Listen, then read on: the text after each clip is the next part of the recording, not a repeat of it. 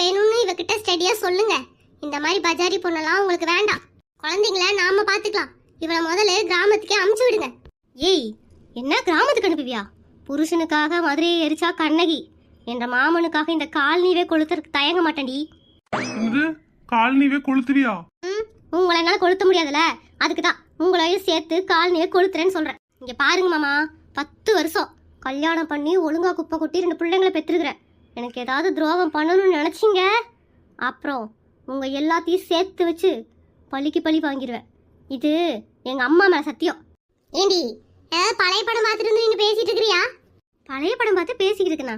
ஏண்டி, காலேஜில் படிக்கும் போது லவ் பண்ணல, ஒழுங்கா கல்யாணம் பண்ணிக்க வேண்டியதானடி? கல்யாணம் பண்ணாம விட்டுட்டு இவன் கல்யாணம் பண்ணி 2 குழந்தைங்க பெற்றதுக்கு அப்புறம் எங்க இருந்து வரீங்க? பெரிய சில்லுன்னு காதல் பூமிக்கா இப்பதான் வர்றா. தூக்கி போட்டு மிதிச்சிருவா, ஓடி போயிரு மரியாதையா. யோ, இன்னும் 10 நிமிஷத்துல வீட்டு விட்டு வெளியே போலான்னு வச்சுக்கோயேன்.